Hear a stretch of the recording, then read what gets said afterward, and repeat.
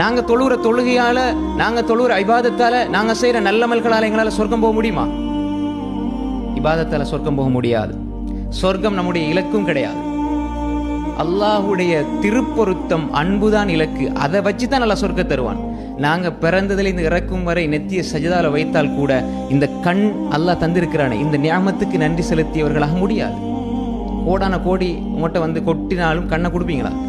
அல்லாஹ் கேட்கிறானே, அலம் நஜஅல் லஹு ஐனைன் வலிசானன் வஷஃபதைன். நாங்க உங்களுக்கு கண்ணை ஆக்கலையா? 2 கண்ணை நாங்க உங்களுக்கு தர இல்லையா? பாருங்க.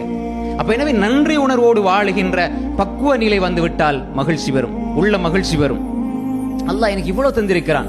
மேல உள்ளவங்களை பார்க்காதீங்க.